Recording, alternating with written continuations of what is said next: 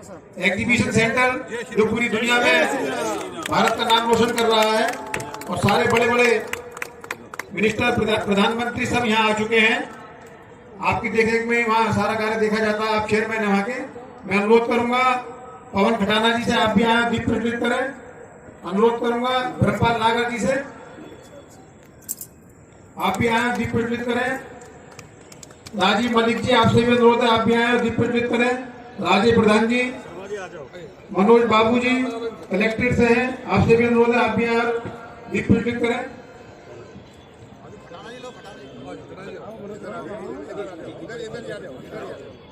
इनके हाथ से हाथ लगा लीजिए, इनके हाथ मजबूत कीजिए। और अध्यक्ष मंजीत सिंह जी से भी अनुरोध करूंगा आप भी कमेटी की ओर से दीप प्रज्वलित में सहयोग करें।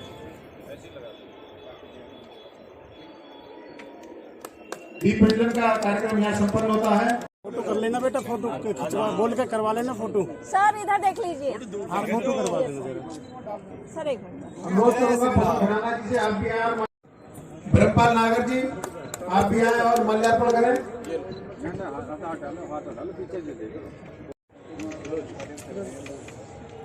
राजीव मलिक जी आपसे भी अनुरोध है आप भी आए माल्यार्पण करें। कलेक्ट्रेट से हमारे बीच में मनोज जी मौजूद है, उनसे भी अनुरोध करूंगा आप भी आए माल्यार्पण करें।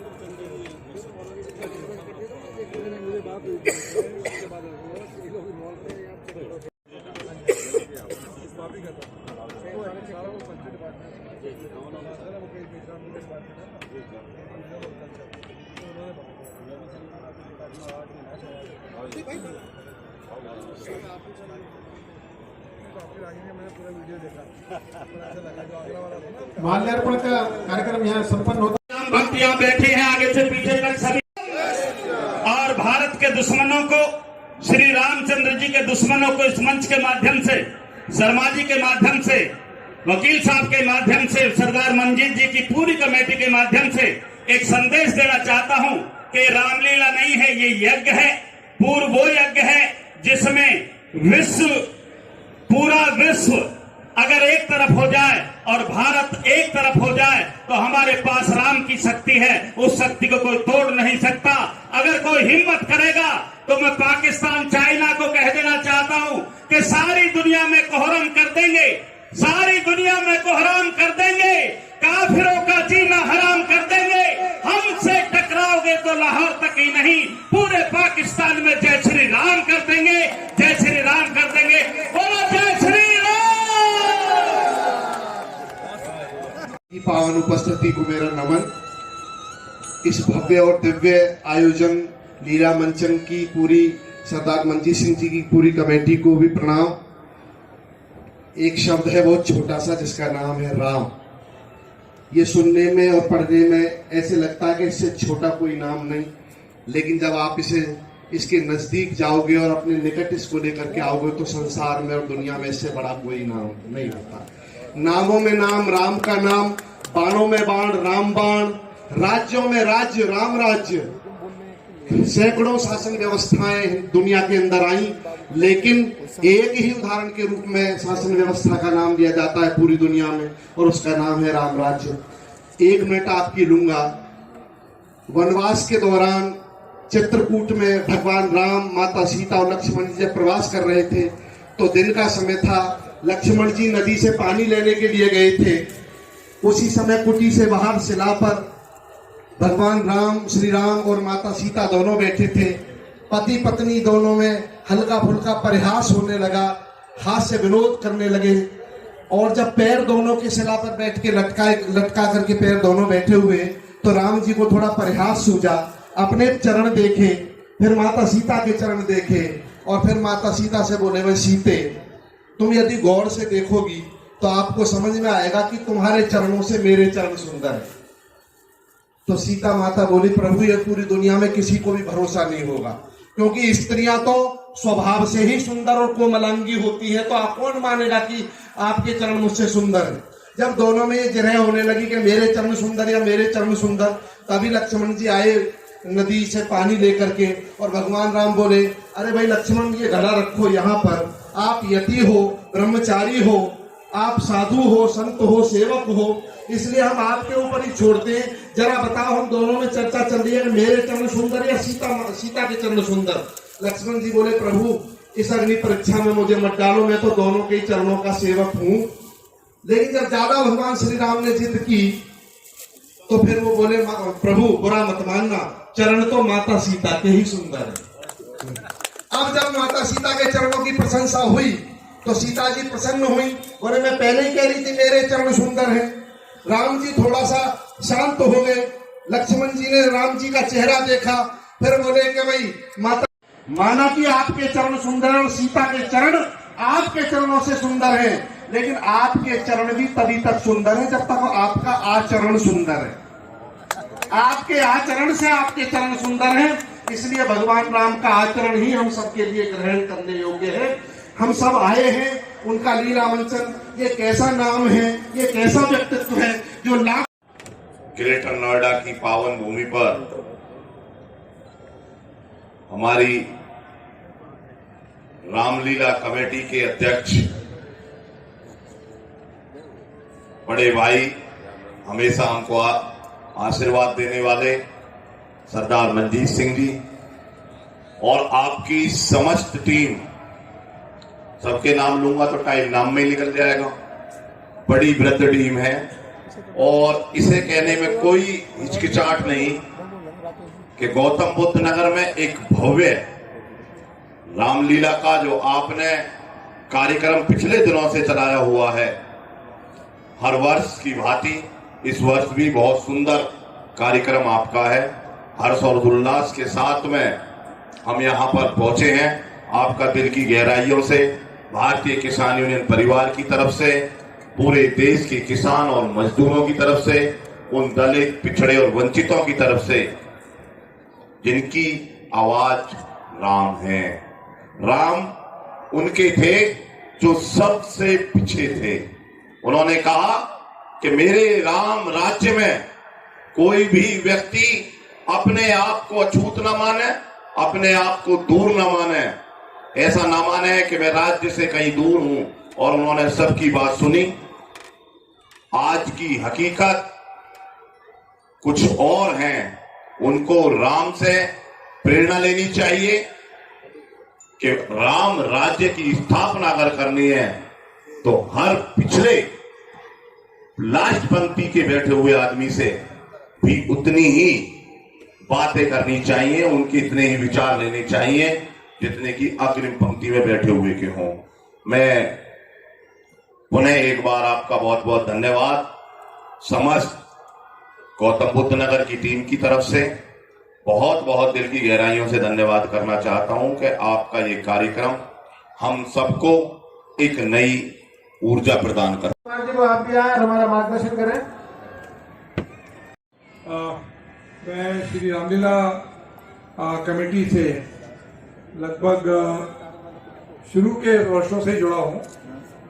2006 में हम लोगों ने एक्सपो मार्ट शुरू किया था, 3 में कंस्ट्रक्शन की थी और 5 और 6 के साल में हमारे मंजीत जी ने और आप सब ने सहयोग करके इसको शुरू किया। तो बहुत लंबा अरसा है। आज के कार्यक्रम के हमारे अध्यक्ष सरदार मंजीत सिंह जी, रामलीला कमेटी के अध्यक्ष, विजेंद्र सिंह जी आर्या, मनोज गर्ग जी, सौरभ बंसल जी, हमारे एडवोकेट मुकेश शर्मा जी, विनोद कसाना जी और अपने खटाना अपने रिंदर भाटी साहब और पूरी श्री रामलीला कमेटी की टीम, आप सब इसके बधाई के पात्र हैं। सोसाइटी में काम करना, सोसाइटी में रह करके अपना व्यवसाय करना, वो सब लोग करते हैं, लेकिन अपने व्यवसाय के से समय निकाल करके अपने समाज को वास्तव में वापस करना, ये एक काम ऐसा है जो पशु और मनुष्य दोनों में विभिन्नता बताता है। पशु भी रोज अपना खाता है, जुगाली करता है, सो जाता है और अगले दिन फिर वही करने लगता है। और मनुष्य में इतना ही है कि वो एक सामाजिक प्राणी है और समाज के लिए वास्तव में उसका कोई कर्तव्य है और समाज के लिए कुछ वापसी उसे करनी है, ऐसी सोच मनुष्य की हमेशा रहती है।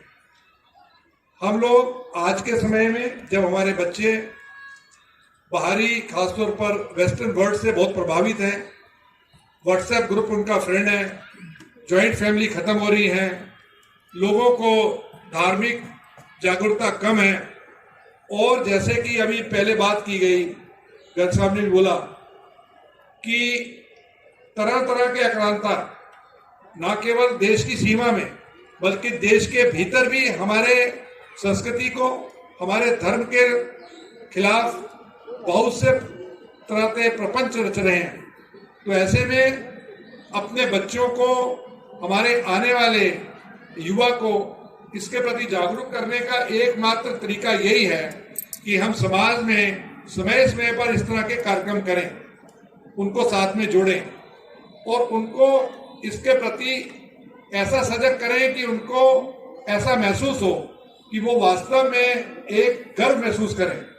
क्योंकि हमारी संस्कृति में अगर आप देखा जाए, जो यहाँ पर आज मंचन किया जाएगा, आज तो श्री अल्लाह भाई जी का कार्यक्रम है, लेकिन वास्तव में जो हमारे दिखाया जाता है कि कैसी शक्ति सामने आती है, कैसी ऊर्जा सामने आती है, कैसा मंचन किया जाता है, तो वास्तव में ये सब चीजें आज की साइंस में, मिसाइल, बॉम्ब, ये सब चीजें आज लोग सोच रहे हैं।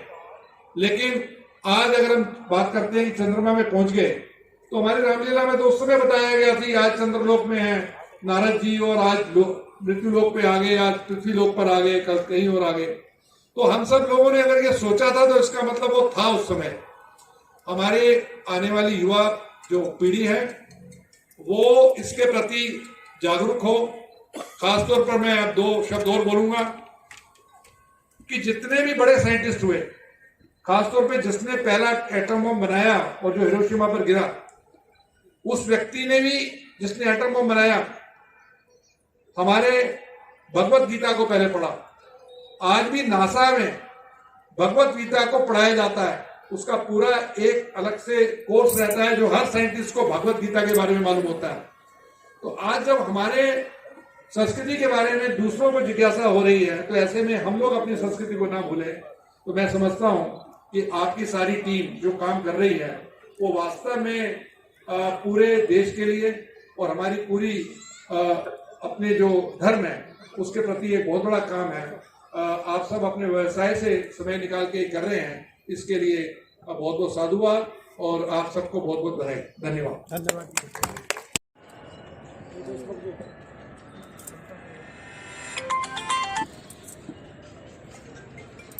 गजेंद्र सिंह जी से अनुरोध करूंगा आप आए और राजीव मलिक जी को अंगवस्त्र पहनाकर स्वागत करें। सुनील प्रधान जी से अनुरोध करूंगा आप आए और राजीव मलिक जी को स्मृति चिन्ह प्रदान करें।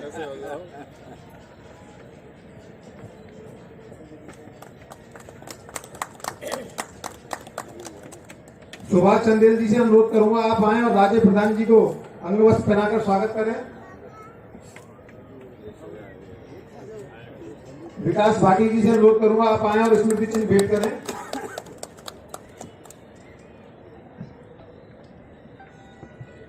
हरिंदर भाटी जी से अनुरोध करूंगा आप आए और ब्रह्मपाल नागर जी को अंगवस्त्र पहनाकर स्वागत करें। किसी और से करवा दो। अच्छा, किसी और से आप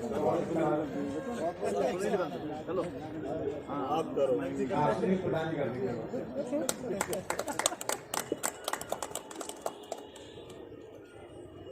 विनोद कसाना जी से अनुरोध करूंगा आप आए स्मृति चिन्ह भेंट करें। राहुल राहुल राहुल ऐसे क्यों रिश्तेदार है ना, ये जीजा है भाटी के।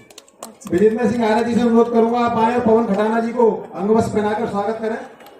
आर्य जी नीचे है।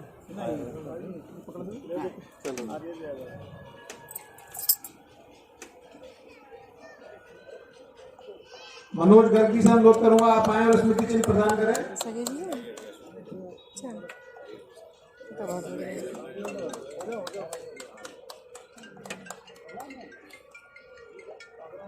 मुकेश शर्मा एडवोकेट जी से अनुरोध करूंगा आप आए और राकेश कुमार जी को अंगवस्त्र पहनाकर स्वागत करें।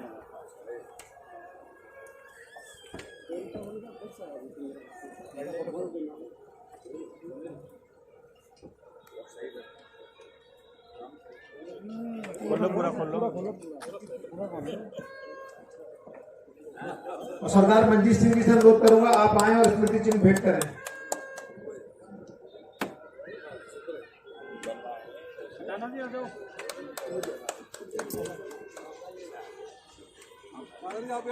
फोटो ले लियो।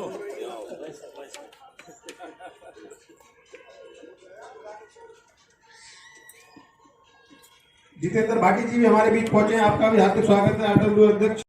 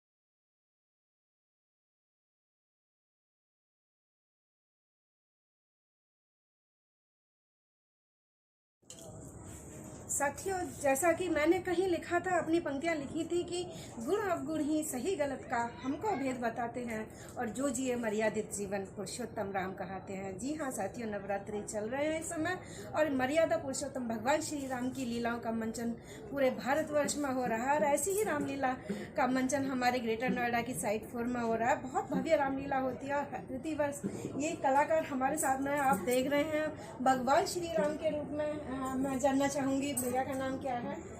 मेरा पूरा नाम अमित कुमार शर्मा। अमित कुमार शर्मा जी, आप देख रहे हैं कितना कहते हैं ना कि जब हम रूप धारण करते हैं तो वो अलौकिक छवि आ ही जाती है। आप उस छवि को महसूस कर सकते हैं जैसा कि भगवान खुद देखते थे। अमित जी, कैसा लगता है इस रूप में जब आप